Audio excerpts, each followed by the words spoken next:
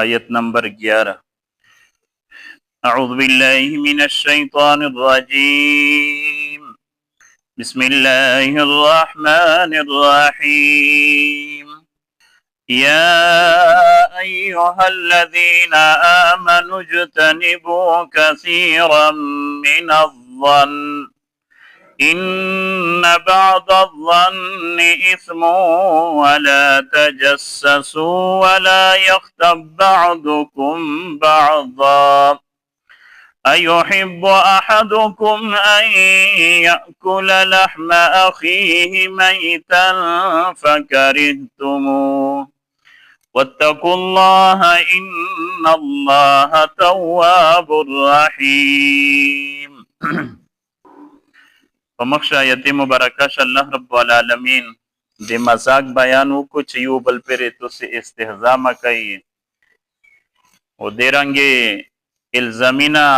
ملگئی پیو بل بندے پیو بل تا پا غلط نومے بندے ما ویئیے او بیا اللہ رب العالمین پا دے پرین آیت سے صحیحات رشوی و دے گمون پا بارے سے او دے گمون کسمینا بیان شوی وی چی دے گمون سے کسمینا دی یعنی زنا گمون داسه و چې هغه جایز و بلکې د الله او د رسول په باره شه او د مؤمنین په باره شه نیک گمون کول دغه بهتر ده او د دې اجر او ثواب او د فضیلت بیان شو زنا گمونین داسې دي چې هغه ګناه ده او سړی ته په چاره ده چې داسې زوی نه او د داسې شي نه ځون بچ کوي چې سړی په ده باندې گمون کوي غلط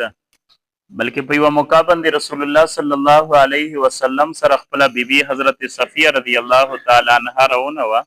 نو دوی صحابه کرام پیغمبر علیه الصلاۃ والسلام ولید پیغمبر علیه الصلاۃ والسلام د سایډ تشه وې صحابه کرام ته ویل چې د مو بیبي صفیه ده صحابه کرام ته پته ولګیدله او ته یا رسول الله د تو په باره شو امیر د غلط ګمون کایلی ده سوي پیغمبر علیه الصلاۃ والسلام ورته فرمایي چې نه شیطان د انسان په وجود شه داسې سرایت کوي لکه څرنګ پراګې شي چې وینه درېمي نو پیغمبر علیه الصلاۃ والسلام کني صحابه کرام بیا د امام الانبیاء محمد مصطفی صلی الله علیه وسلم په باره شه داسې خبره کول او پیغمبر علیه الصلاۃ والسلام دنیا ته تعلیم ورکړي چې کله سیک په توبند داسې بدګمنی اگر سي نو د هغې شي صفوي په چار دو وضاحت په چار وي چې چا په ذهن شي د تو په باره شه غلط ګمون نه درېمي بیا د تجسس بیان وشو چې تو سه تجسس ما کوي د خلک په عیبه په شی چې تو سه ولګیږي چې یاره په دغه انسان شدت د کمزوري دو او بیا د هنا بعد هغه کمزوري ته خلک ته جواتای او ظاهروي نو د تجسس تو سه ما کوي د سه د خلک په عیبه په شی ما لګیږي بلکې پیغمبر علیه الصلاۃ والسلام د دې شینا باندې کړی چې کله تو سه تا د یو سړی په باره شی سګومون روشي به د هغه توسي تحقیق ما کوي پیغمبر علیه الصلاۃ والسلام فرمایي چې به تحقیق ځکه چې تحقیق یې شریک او ته پته ولګي د شای په د شو د کمزوري د مسلمان ششتا د مسلمان وریر شمه به ته دغه نه بعد خلک ته بیان وادي جواب کړل نه پرده پوسوته دغه سه او بلکې په د مسلم شریف روایت رسول الله صلی الله علیه وسلم فرمایي چې یا معاشر من اسلم بلسانه ولم يدخل الايمان قلبه وی چې او د مسلمان هغه ټلیا من آمن بلسانه چې ایمان خو مې په ژبه باندې وروړل ده خو مې ایمان زړه ته داخل شو نه ده په خله باندې مې اسلام ظاهر کړه دا خو زړه ته مې ایمان داخل شو نه ده فلا تتبعوا عورات المسلمین د مسلمان په کمزوري او په پرده په شمال اگیر چې د مسلمان د عیبینه د مسلمان د ګناینه د مسلمان د کمزوري نه تو سه پرده چي گئی زکه پیغمبر علیه الصلاۃ والسلام فرمایي فانه من يتبع عوراتهم يتبع الله عورته چې کیم سړی دی بل مسلمان وریر په کمزوري او پرده په شو لاګي الله رب العالمین دغه انسان په پرده جواتول په شو لاګي دغه انسان د ګناه نه د کمزوري نه پرده چي ومن يتبع الله عورته نو چا په پرده په چې الله رب العالمین ولاګي نو يفزحه في بيته دا انسان والله رب العالمین په خپل کیر شي ذلیل او رسوا کی دنیا ته ویوشي د دې وجنه د مسلمان کمزوري د مسلمان عیبینه دا مرجع وتاي نو دا بهر کې د تجسس بیانو بیا دنن په دنن آیات شه د غیبت تعریف څه شایدا پیغمبر علیه الصلاۃ والسلام په خپل باندې کړه رسول الله صلی الله علیه وسلم په یو موقع باندې صحابه کرام ته فرمی اتدرون ما الغیبه تاسو ته پته شته چې غیبت څه ته وایي؟ قالوا الله ورسوله اعلم. صحابه کرام ورته وویل چې الله او رسول ته ښه پته ده، موږ ته نشته پته. صحابه کرام مقصد دا و چې پیغمبر علیه الصلاة والسلام یې موږ ته تعریف وکړي. پیغمبر علیه الصلاة والسلام ورته فرمایي چې ذکرک اخاک بما یکره،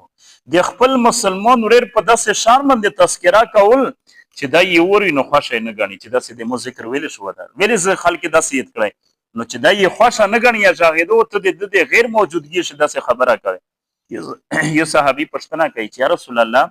ان کان فيه ما اقول، چې دا کومه خبره زه کوم دا په دشه موجوده په د مسلمان ورې شوی او زی کوم بیا. پیغمبر علیه الصلاة والسلام ورته فرمایي چې ان کان فيه ما تقول،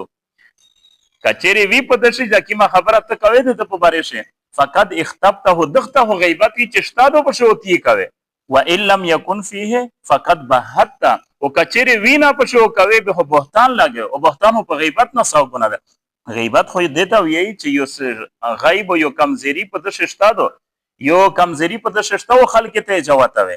او بهتان دیتا وی چې یو ګناه یو عیب یو کمزری په د سره شتانه او بیا خلک ته بیانوي. دا خو بالکل دا بهتان د سړی باندې دروغ ورتړل او په دروغ یو الزام لګول چې دا شای د کمزری په د شدو. او د دې وجنه پیغمبر علیه الصلاة والسلام په یو موقع فرمایي چې الغیبة اشد من الزنا، دا غیبت د په زنا نه ساو ګناه ده. ځکه چې رسول الله صلی الله علیه وسلم فرمایي چې کوم انسان بدخوري زنا وکړي هغه سړی توبه وباسي فیتوب الله علیه، الله تعالی دې توبه قبول کړي. او چې کوم سړی غیبت وکړي اختر د خپل مسلمان ورور نه بیا معافین د غوښي چې مو د تودا سه تذکرہ کړی مو ته معافیو کا سې کدا سنستا مخشه زمانه شو خلک چې هغه به ورتل چې رمونه داسې کمزوري داسې هغه شو یا ګناه شو دا متمافیو کا دغه معافیو ته وکړه خو هیڅ وسیک داسې نه. نو پیغمبر علیه الصلاة والسلام ته فرمایي چې غیبت کوین که معافي غوړي نه بدنه دا ګناه سرنګي ختم شي. نو د وجنه د غیبت د پزنه نه ساو ګناه ده بدخوري نه. او پیغمبر علیه الصلاة والسلام